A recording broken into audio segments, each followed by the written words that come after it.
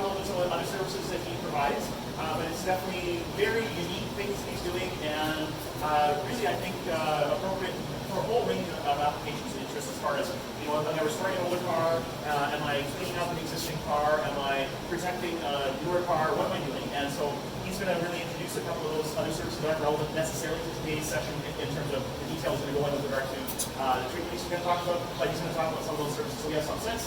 We're here before just what those are. So with that, I'll just hand over to Ted. Thanks a lot for having us, Ted. Thanks very much, Rich. If you want me to cut the fan, like we can, you guys hear okay in the back? I know it's going to be on the whole time. Just cut it and ship it. Oh, cut it. Yeah, cut it, yeah. All right. So I'll cut it. And then, exactly like Arthur said, we had a fortunate enough to have been invited to speak to the group a couple times now. You guys are some of the more passionate car club members that I've come across. And it's not just about it's about the aspiration of art. It's about the things that you want going for them in life and looking after the things once you actually have them as well. Cars aren't going to let us back, but that's okay. That's a soft stand, right? So, like Arthur said, I do something that's very unique here. It's called dry ice blasting. And that's one of the core tenets of our business. The other side is the vapor blasting that we do with the cabinet. It's a closed-loop process that was developed by Rolls-Royce 70 years ago to enable the surface of turbine blades in an open loop setting, so that way they can softly affect any kind of alloys, semi-ferrous, non-ferrous metals, and stress relieve the surface, but also not impact the material so much that you're actually changing the dimensional tolerances of different machines that together or just in car in general. So you see a little bit of the process or the results from that looks like behind us as well as clean up pistons and restoration. Pistons come out like this. This is about a 18-year-old diesel engine, so a GMC. This saw probably about 200,000 kilometers before it was swamped. The rest of the engine is not much good, but the piston could be rebuilt if it's not shattered, chipped, or there's no evidence of any detonation or anything like that, or a valve stop or anything. This can just be cleaned off the cabinet. No change in tolerance. We're not affecting the size of this piston at all. We work at 40 psi as opposed to about 110, 120, which is typically what you see in a plastic cabinet. And it closes the pores of the metal, making it more resistant to stain and such in the future. We can do something else kind of a little bit unrelated and still performance related if you guys are tearing down. We want to be a stop emission on that path. We also do, when it comes to restoration and preservation, we are sending this out, but this is something nobody really, we don't plate or wrist it. All this is doing is showing what the plating looks like in a nice polished surface. So what we're showing here is clear zinc, yellow zinc, and CAD plated. If you are taking anything down, the last thing you want to do is just put old fasteners that just have already seen 20, 30 years of exposure to the elements back onto the engine. They're going to be very difficult to kind of take apart again afterwards. These are typically the surfaces, the plating that is used as kind of sacrificial plating to preserve the metal. This goes first, but it only has so much lifespan. It's like a phonic protection of a pipeline. It goes first, because eventually Mother Nature is going to take all the metal back that we're just borrowing from one. It's always in a state of entropy, even if it's slow. So we're helping stave off corrosion, oxidization, and these are some of the processes that we do here as well. So the dry ice blasting, well, as far as I can tell, it's been a year. It's been 2.5 years since we opened up shop, but it's been a year since some of you were here from last year. I still can't find anyone else in the country doing this underneath vehicles. There are places down in the States that are doing it. I've recently been in contact with a company in Victoria, BC, what's known as Ruby Company. They're known for restoring 300 SLs and famously restored Creos 300 SLs, 58 or 1960. And they've reached out to us to see what we can be doing for their cars as well. It's a bit of a trip. We got to make it worthwhile. But when we're working on $4 million SLs, sometimes this, we could be worth it. So it's still that destination. You guys are lucky to have this in your city. Well, and to be clear too, while it's the end result is good enough to put on a $4 million car, it doesn't mean you have to be able to afford a $4 million car to use the service. Right. Exactly. So there are people. That's right. Paul Curcio has used it. There are a number of people in the club already who've used these services. And Mark Mullen was really one of the first, I think. Alan Jack's been in here with his 928 as well. Yes, so exactly. And Ken and Tom Jerry Racetracks. I'm forgetting a couple. No, that's true. But we've got. But what it is what made Close the Loop is last summer. You said something that bothered me great to my core. Well, don't I hear this everywhere I go? Oh yeah. So it's just a day in the life of Art Pops, right? So you got that Saturday, it was August 25th, and you said what we're creating here is fair weather cars. So when we dry ice blast all that Cosmoline off, remember if you're here for that presentation at all, that just, I just got immediate tinnitus. I barely heard the rest of that, what Arthur said. All I heard is that, I watched a few people go, I don't want a fair weather climate. We don't live in a fair weather climate. This isn't San Diego, it's not Miami, it's not Arizona, right? So we have to kind of keep the year-round in mind. So that was Saturday, August 27th, I ordered a panel of the stuff that we were taking off. I found it, ordered it, and I've been putting it on ever since. And I've been trying to actively educate people that this is something important to consider and to put on the vehicle, no matter what badge is on, or what year it is, it doesn't matter. So it's a combination of the two processes. So we're here to discuss steps. So we dry ice glass the vehicle, and it's the cleanest in the car is going to get. I have a confession to make that they say the cobbler and the cobbler's wife were the last ones in the village with new shoes. Arthur and I met here just 8 days ago, and he said, yeah, you got to do the S5 is, I think, a good fit, it's a good understanding, it's going to show the best indication of what's, it's the best conversation piece. Unfortunately, right now, my X5 is down, and this is my wife's car, so I haven't had a chance to dry ice glass it. So I power washed it, I cleaned it as good as I could, but still, I'll still be able to turn it around to her. She works downtown, she took a day off, so we had a kind of convoluted week in scheduling. So this is going to be a 75 to 90% indication of what the process looks like. But we'll still point at a few things, and I'm going to be as open as you deserve, so that you understand what I did, but what it can do as well. Okay. So with the dry ice, taking everything off, what we can do is kind of reset the vehicle. We can take the dry ice delicately, takes off all oil, grease, the powdered residue that's left behind by something either oxidizing or corroding, and leaves a nice, like a dry to the touch finish that we can now trust to apply this chemical to, and help preserve the vehicle. So it's kind of, it doesn't have to be together, but we're supporting it corporately. We're supporting the process better and expecting better results if we start the dry ice process. But you're not tied to do that. Okay. So that's where I guess we can start to actually discuss what we're putting on. If you've never heard the term, you can use it like rollerblades have the distinction of being, everyone calls them, no matter who makes them, we call them rollerblades, but it's a trade name, right? It's a name, company that makes inline skates. Bobcat makes skid steers, they're all called Bobcats. Kleenex makes those tissue blades, all Kleenex, right? So Cosmoline is a chemical that is used to cover a family of solvent-based paraffin wax. It was first come up with about 125 years ago in the late 1800s. The U.S. military has been using this ever since. They've been using it for over 100 years. So since World War I, to preserve manufactured munitions, manufactured arsenal, and any kind of spare parts that go into the field. Once something is made, it gets coated with this, and then it can stay in storage for decades, absolute decades, if it doesn't agitate it and rough up. The evidence that I've seen that this works on a vehicle starts with the first vehicle I ever did. I don't see Matthew here, but he's got the little 356. I first advertised what we do on the GG, and he brought his car in, and I saw a 6-year-old car with where I was taking this product off, perfectly preserved fasteners, perfectly preserved ferrous metal, and perfectly preserved non-ferrous metal underneath this chemical, where the chemical was still intact. It had come off in certain areas over the course of 6 decades. There's still road use. It's not a hard item, and it's not to be confused with rubberized undercoating. I may slip a word here and there, say undercoating, but it's just to say it's going underneath the vehicle. This is a rust inhibitor. Okay? So, seeing what it's doing and seeing how clean Michel Leroux's car came out, like Alan's car, you had seen it, but it was in '83. Nothing else was done to it, right? They came here and you're seeing beautiful, beautiful metal underneath. I think you should bring it back, but that's a different conversation, because we should put this back on.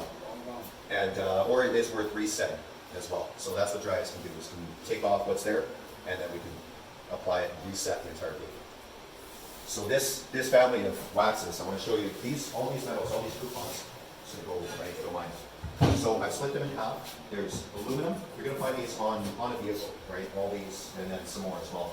Stainless steel, galvanized steel, brass, cold steel. So this is something that a door could be made from. And hot rolled steel. This is something that a subframe is going to get made from. So where it's a little bit gold, that's where I just masked off half of the coupon and sprayed it.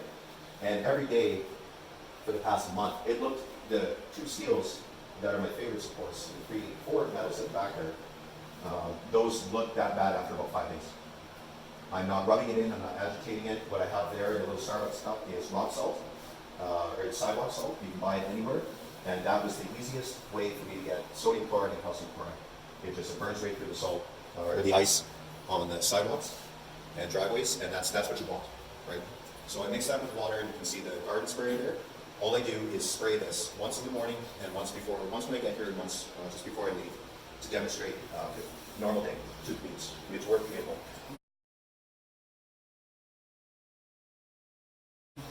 So driving on that stuff. I've also, you see little notches in the corners, maybe just a little diamond or a triangle shape.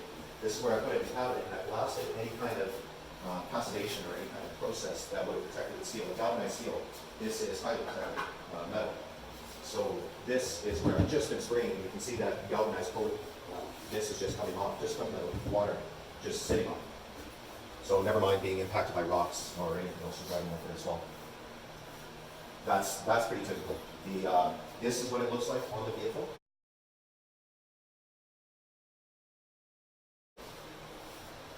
I know it's not pretty. I know there are things that we'd rather be looking at underneath. It's it might sound like we're talking about corrosion removal. Please come in and take this off. Please come in and put this on. You've got to pick and choose what's important, which vehicle we're talking about. And we're here right now to talk about daily drivers, the vehicles that you need to just you drive, you trust, or maybe it's actually a project car as well, or your favorites toys. I think we need to make a quick comment about the salt now, right? So, sure, right, so yeah. you know, some of you will have seen that the city has said, at least for a year, for the next year, we don't know what's going to happen after that, that they are going to stop using calcium chloride. They don't even talk about there's magnesium chloride as some solution. Anyway, so basically that's one positive step. What we don't know is how much sodium chloride we'll use. And sodium chloride is aggressive as well. Any chloride, any salt-test chlorides will attack skin, will do what you're seeing here.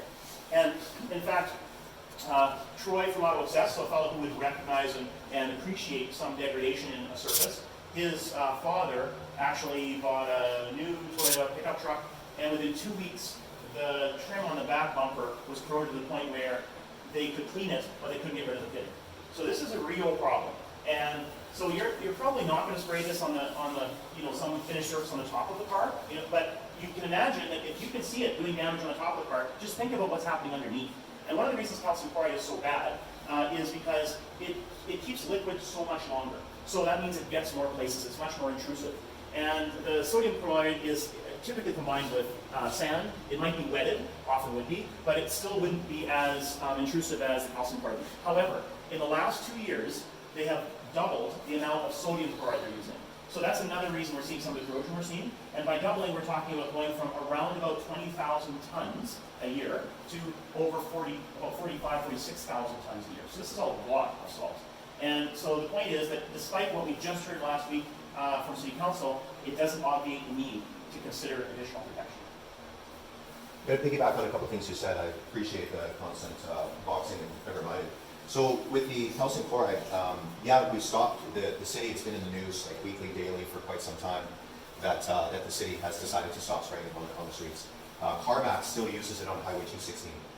Okay? They're still going to be using it. Alberta Transportation is still going to be using it on Highway 2. Yeah. And for decades, calcium chloride has been used for dust suppression on rural roads. It is a fantastic binder of dust, of just like the regular road material that all the secondaries or tertiary highways and roads that the province is made up from. It keeps all the dust out. So this, then, I have seen actually since 1995, on the Highway Transportation Act, the winterization stipulations and requests that the salt actually gets mixed with calcium chloride. Correct. So they use it as a way, like you said, to wet. So what it'll do is they'll mix it with the sand, and it wets so that when it goes down, it wets onto the ground or onto the road, and then it acts like sandpaper. It stays where it's laid. So just because the city stopped using it, we're one of 10% of the Canadian cities that isn't using it this winter, doesn't mean that it's just completely gone. It doesn't mean that you're not going to drive on it somewhere. Yeah. It's just it's become the boogeyman. Yeah, it has. Yeah. Because part of the problem is that the city's approach to really defining the path has not been based on good science, and there's a lot of misinformation. The mayor is read his blog, he's made some totally erroneous comments. I just had a counselor send me an email yesterday. I sent it back saying, making statements comparing corrosiveness in the way that both the mayor and this fellow was is misleading at best and irrelevant at worst. So these guys have no clue what they're talking about. Political scientists generally don't know much about corrosion. So it's my energy about it. So, yeah, Well, it's just, he's the reason we don't have an issue. yeah, I know, he's the champion. He was stellar job going to council, presenting, talking to individual councilors one-on-one. He's just had an article put in the journal. Yeah. So he's the reason, so. I know, and I'm a little bit mad at him. Because if we had the issue, then it's not to say it's gone. But when it was, I remember hearing the news, I'm like, fantastic, because I own a vehicle too. But darn it, right? Yeah. So it's still. But I think the main thing is that the salt is still there, and it's hugly more than we've seen. So the 8-year average that precedes the last 2 years, we're 100% in excess of that. So this is with or without calcium chloride, this is a very real problem, and this is a solution. So there are other solutions out there as well. What's coming out of the east, what you may have heard about, and even it's been here for quite some time, is Trade Name Society. It's kind of an oil spray. It goes on. You have to apply it manually, and it stays wet. It was quite perfect that yesterday I went and saw a friend of mine that owns an Audi Volkswagen repair shop just up the road here, and he had a car come in, a client's car that had recently been oil sprayed, and he said it was leaving a puddle in his shop. It was disgusting to work on. So his shop, garage, the home garage, doesn't matter, driveway, parking stall, work, it's just dripping. It's coming off until it just stops, right? It can be sprayed anywhere. I've heard good things about it being over the top of electronics and all these other things. But talk to the people that are working on this, and they're glad that something's there and the fasteners are protected, but they are really upset that it's oil. It's disgusting to work on. Everything is wet. They're just like, everything's wet. The tools get wet, they get slippery because they're taking off the fastener. Everything gets covered in grease and oil. So that is not really, they're, again, happy that something's been done. Really mad that is what was done. So I chose this on purpose. We could have been oiling this. When I first opened up the shop, the guy who was installing my lift said, oh, you know what you should do, because this is what's coming. You should get a very big thing of oil. You do this in Ontario, and you should be doing that here. So I settled down. We don't even have the lift standing up yet. I still have to discover exactly what the market wants from us first. Coming across this, doing all the porches, and seeing what they look like underneath. I am sold. I went to, on one person's recommendation, Curtis Nickel. He said, we should talk to is the Volvo dealership, because people buy those cars and they keep them for 9, 11 years. They're long-term owners. So I went in and they said, we do it from the factory. So that's all I need to hear. I was actually excited because it's another anecdote to say there are major OEMs that are doing this. They do it from the factory, and they do it to support their corrosion, anti-corrosion warranty from the factory as well, which is why I have the BMW bottles out there. So right here on the table. Yeah. So what those say right on it is that this is a chemical that they use. It's the same thing inside, arguably. Solvent-based paraffin wax. The solvent takes off and leaves a soft finish behind. It's kind of a velvety finish. I invite you to come along and touch it. It might be a little bit dusty, but there's no residue. There's nothing left behind.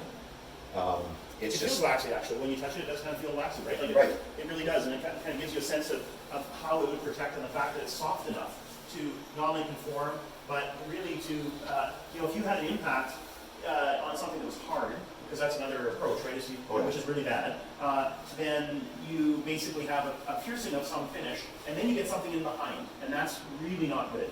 Here, if you got a rock against the surface, which you might in a wear area, then you're going to have a little spot, but the protection is not going underneath anything. And furthermore, the remainder of what's there, apart from that little point that it may have touched, and maybe, it'll, first of all, just probably make a mark. It might not even go through it. It would need some, I think, continuing impact. And so if it was in a high impact area, you might have some wearing away, but it's not going to give a surface under which it can go. It's self-healing as well. It's not always liquid, but it would, in the right temperatures, like in the summer, let's say, there'd be some little bit of flow, and it's going to self-heal in a lot of properties as well. And like I said, if you need any evidence of what a 10-year-old car, 30-year-old car, 60-year-old car looks like, after I've removed this stuff, then by all means, take a look at either the website or the Instagram for Sublime Surfacing, and look at anything with any beetle that I have up there, and you'll see with bug eyes, you'll see exactly what it looks like underneath. Every single portion looks amazing underneath this stuff. So there's something to this. What I also have here are there's a couple of nuts and bolts there. What I want to show with that is that these fasteners we can cover all the fasteners, and those you're going to be able to just take those off. If you want to actually play around and actually move one and spin it, you'll be able to break that fastener loose. It's tough, but you'll be able to spin them with a little bit of force. So I dipped those yesterday. Takes about 4 to 6 hours for this to actually, that's part of this as well. So I want to keep a car in an environment, I don't want to do one and then have it sent out into the city streets. I don't want you hitting puddles and mixing everything. It's got to sit, it's got to stay out. Really want to keep stuff overnight. Okay, we've got this bay here, another bay off to the side, so we can lock stuff up, keep it safe, whether it's your daily or it doesn't matter. So that's something that's part of the conversation, right? But this shows what the mechanics are actually, this is what they need, is to be able to not only see the fasteners, but actually be able to loosen them as well for any kind of maintenance or repair or anything like that. So that's, you can see here as well, this is the equipment that I use to underneath it. It's just sprayed on, so I've got an aerosolized can, wear a mask, and safety glasses. All I'm really showing you with that is that that's how volatile this stuff is. It's not a harsh chemical, it's not going to stink up the garage. It does have a smell to it. I like the smell of it, but that's I don't have a choice. But it's kind of a coconutty smell, so by all means, just. Do you find that the problems in life become less as you Perhaps, yeah. walk down the half trail? Yes, most definitely, yeah. Yeah, there are days where I don't even spray, and sometimes I just put that over the desk. And I don't even have a car in here. Most definitely. But that's, so you will smell that. If you smell it now, like scent is one of those senses that just take you right back. If you smell it now, you'll certainly have that smell in the car as you're driving it. We don't cover exhaust because it takes off anyways. There's no hazards, but it would just come off. There's no point. We don't do brake rotors. If any overspray does end up on brake rotors, we hit it with the brake clean, but we mask the rotors anyways. So if you want to take a look, we can go underneath the Audi and you can start to see what it looks like on a vehicle. So the questions was, if there's a fastener done, any maintenance was done in an area, do you have to now recoat it in that area? It depends on the work. So let's say you hit a pothole and there's damage to the multi-link suspension, right? So if all those parts are getting replaced, we now should probably see the car back and protect that corner again. So it'd be a small fee just to kind of cover that corner again and address just that one area. So all the fasteners would get hit again. Otherwise, you're not really messing with the fasteners. The only ones that you'd see are maybe like the drain plugs for the oil, drain plugs for the transmission, stuff like that. They don't see typically because it's only one metal that you're actually putting the socket on or the fastener, the Allen key into. If the area around steel fastener and aluminum transmission, if that area is protected, the dissimilar metal corrosion stops. Okay. So one of the other questions was, can you put it over rust? Anything that's the metal that's not perfect right away, right? It would miss the opportunity after the car was made and it was driven for a little bit. This is a 2014, 125,000 plates. You can see here, this is the hot rolled steel, the subframe. This has rust on it, okay? So again, this is where you can see areas where it would have been dry as glass, and now I'm taken off by, again, this is very, very frequently do I get the car in here to get a chance to do anything to it. So I'm doing my winter tires today. So I'm gonna have those off. I'm gonna do the rest of the suspension and with the Cosmoline, and then it should be fine. It's a nice dry day, so I'll be here for the rest of the day while it stays, and then I'll get the rest. So with that, with this rusty area here being covered, think of it like a fire triangle. We got taught in school that we need fuel, oxygen, and ignition for a spark, right? If you take one of those away, you take the air away, or you take the spark away, the fire triangle collapses. Think of this as a rust triangle. You need fuel, which is the metal, and you need water, and you need oxygen for something to rust. Humidity, humid environment, and metal. If we collapse that by covering it and seal it off, the rust triangle collapses. So this rust isn't going to get worse. It's not going to progress. This is just, it's how hard it was. But it doesn't bring it back. We're not unwinding time. Okay? Yeah, so that would be also speaking to the advantage of making sure the surface is as clean as you can make it. Because if you got chunks of rust, as it were, on your suspension, then that chunk falls off with the coating on top of it, and now you've lost that protection, and then the corrosion cycle continues. Whereas if you've got a very clean surface, whether it's dirt or whatever it is, you've got a very clean surface, you then put your Cosmoline on top of it, and you've now protected it, and so it's not going to get, whatever it is, isn't going to get worse. That's right. Yeah. So there's areas that we avoid. We don't make a point of spraying right at bushings, right at boots. It's usually just just around it. And it's not to say that a little bit of overspray is going to end up on the boot. It's just if you were to take rubber and put it into solvent, it's going to swell. Solvent penetrates, and it's like this thing actually had really bad transmission mount. I could show you, it's disgusting. It's squishy like a juju. Because the transmission fluid had been leaking for so long, it just degraded and leaked onto the transmission mount. The transmission mount collapsed. And it was just, I couldn't believe it. It feels like it was made from a different material than the one that I put in. So that's what solvents and oils will do to rubber that isn't made for the environment that it's in. So we avoid those areas. So since any plastic doesn't degrade in the same manner. There's no sense hitting the carpeted sound. This is for noise and vibration control, or noise vibration harshness dampening. The same with these vehicles. A lot of new vehicles now have like felt or kind of carpeted underwell or wheel wells, so that when the rocks, you don't hear every single rock pinging off the plastic fender wells. Rubberized undercoatings. Even if there is a case for doing sound deadening, if a car manufacturer hasn't taken that kind of into consideration first. But this isn't that. It's not a sound deadening product, and rubberized undercoating isn't a great rust inhibitor. Because like we said, it does harden up, and once you get an impact, you get creep in behind it as well, and then you don't know there's actually a problem until a very big chunk of it comes off, and you're completely corroded behind. Yeah, you get what's called, there's a number of different mechanisms, but it's essentially like concentration cell corrosion. So once the corrosion starts in that environment where you kind of got it going off underneath the surface, sort of between, let's say, a rubberized coating and the metal itself, is that you greatly accelerate the corrosion cycle.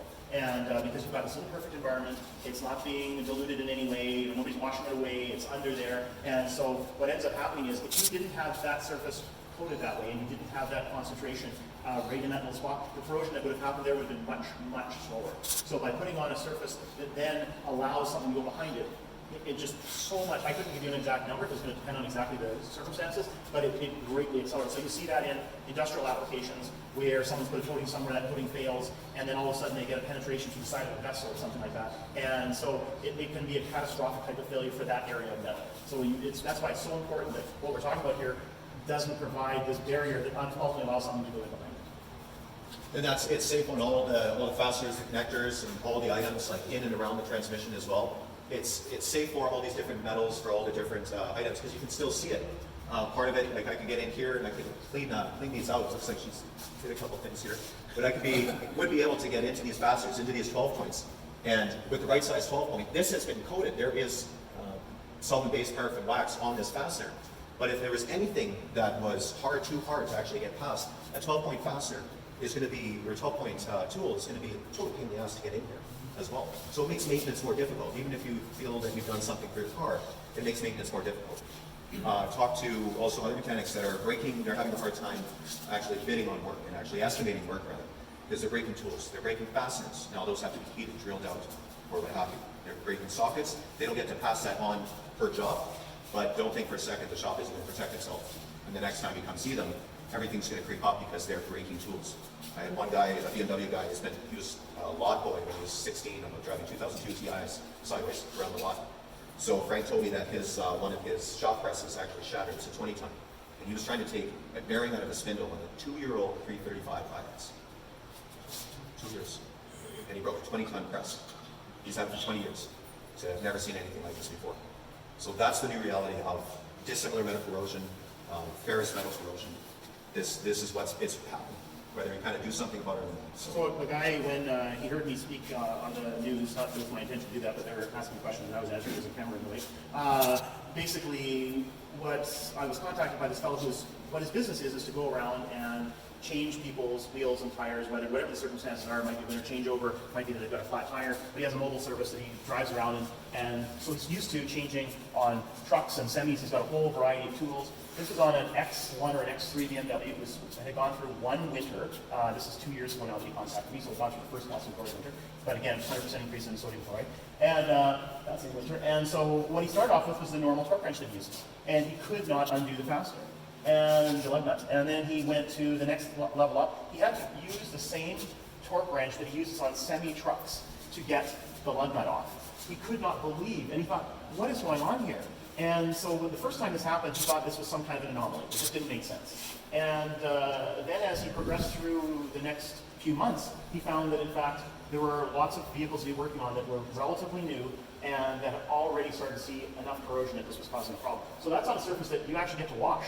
I mean, you don't have to, but if you're washing your car, you're likely washing that. Well, you know what? We're not washing anything under here. I don't even care if the drive-through, I talked with Troy about this because one of the things I asked him about was, could we do a post-winter cleaning of the car?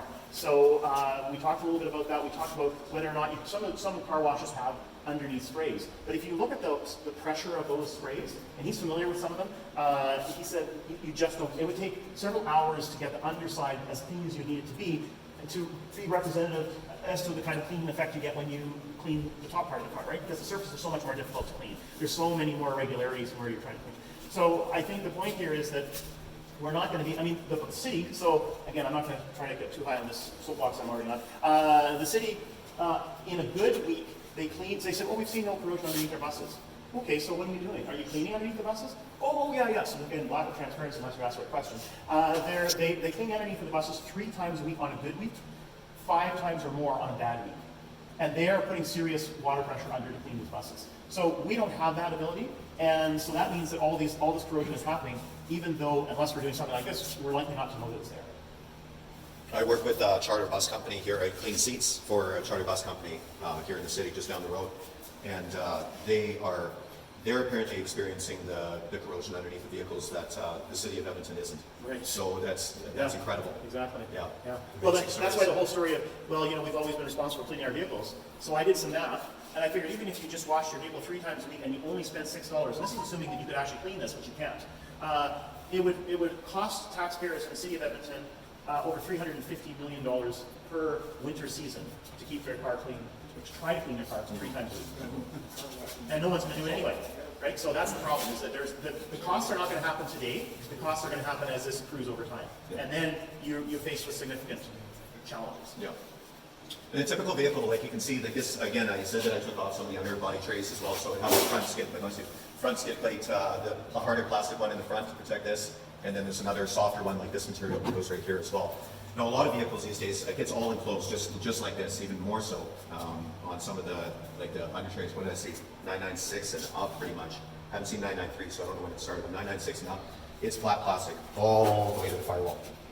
So there's not much to really hit there, but there's still suspension, there's still some areas that it's worth getting in behind as well. But what's under the plastic? Right. So I did have that talk with BMW. I've been in and out of that dealership just because they're close, the proximity. I think there's the right mentality there. And they said most of the things that we're talking about are X5s and X3s. It's their volume vehicle, and those are the ones that we're talking about the most. They have a big under trays that cover pretty much everything. It's just one big solid piece, and they said it's got to come off. We want to do what's underneath it. So the same resistance, it's got to start here. So you have to pull that off. Treat it, most definitely. Just takes time. Yeah. Yep. So when you spray, do you spray the brake lines too? You spray Like the along the body type thing? Because I know X5 would add to the lines resting out. Right, yeah, we'll spray everything that's visible, right? Aside from the rubber that I mentioned, right? We won't just sit and hang out and hit like a boot. It's going to get just a pass by, but it's mostly all the dissimilar metal and all the exposed items. That it's the conversation that I'm closing by seeing what like I said, what the metal looks like underneath all the vehicles that I've taken this stuff off of. I wish I had a great picture of Michelle's his Cayman that is just pretty much just break down half and half, and you can just see the difference of what it looks like underneath a 10-year-old vehicle with this stuff standing. I saw the picture. You know?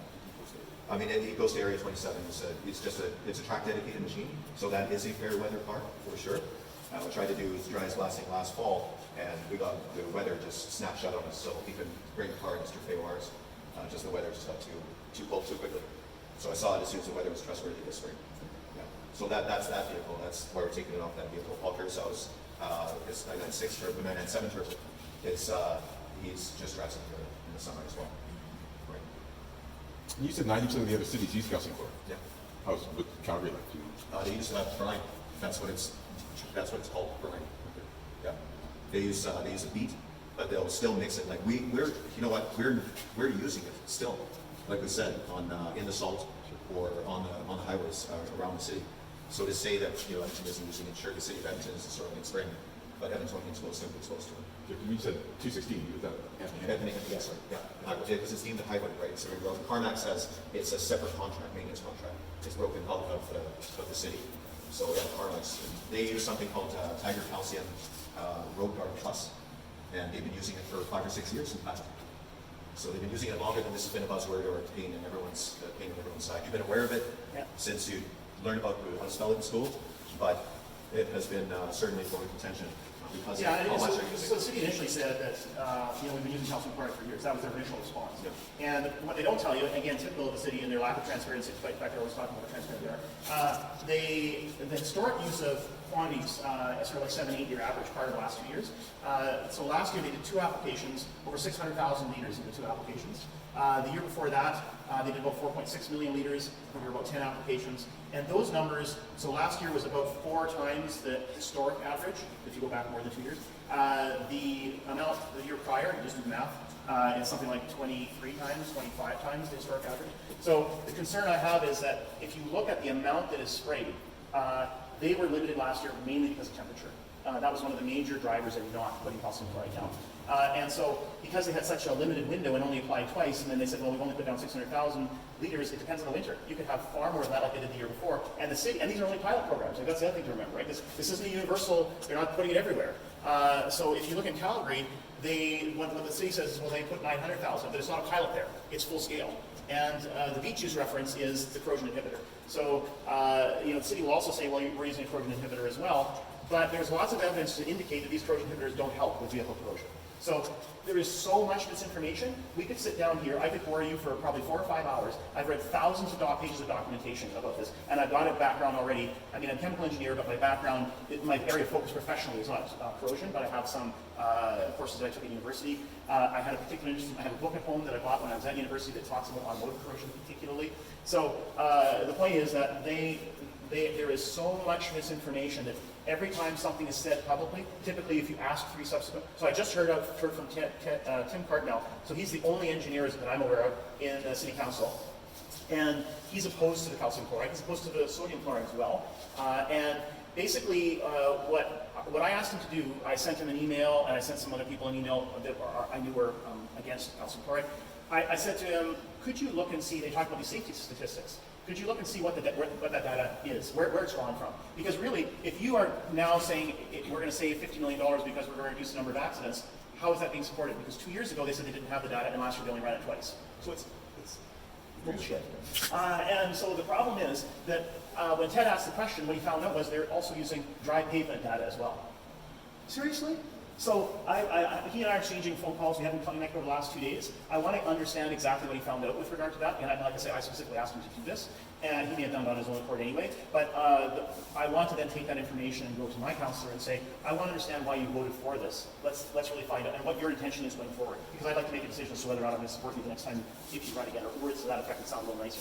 And so it's hard if you look at the information that's been put out there. I've literally been thinking in the last week that I would put up a blog like the city councilors are doing, and try to correct the misinformation. Because there is just, it's mind-boggling. And the science, he talked about the corrosion coupons here. The city tried to do something similar on buses, and one of the things that we didn't talk about here was the duration of exposure, right? So you can imagine if you sprayed this momentarily twice a day, you get a certain level of corrosion. But what if we instead sprayed it multiple times per day, and we kept it wet through, we didn't let it dry, or we had more cycles of that wet dry, which is actually even worse typically. So if we do that, then of course the corrosion rate will be different. Well, the city paid a consultant to go and put these coupons on the buses to compare St. Albert to Edmonton in an effort to compare the effect of calcium chloride or not, because they don't use that in St. Albert. And they neglected to consider how long those buses were in service relative to one to the other. If you took a 1-hour corrosion course, this is the thing they would teach you in the first 10 minutes. And somebody who they paid money and compiled about, I don't remember the number of pages, like maybe an 80-page report. It's ridiculous. So 5 councillors voted for it. Yeah, or six. Yeah, 6. So 5 including the mayor. Yeah. The other instance that I worry about is we talk about the reduction in collisions on certain intersections with calcium chloride. Yeah. They don't mention that they've got a big sign saying red light camera. Right. Okay, so as soon as I see red light camera on the intersection, I have a tendency to slow down. For sure. Nothing to do with calcium chloride. No, for sure. It's about my pocket. Yeah. So I asked them about that. I said, are you isolating for red light cameras on the intersection that you're using? Of course they're not. No.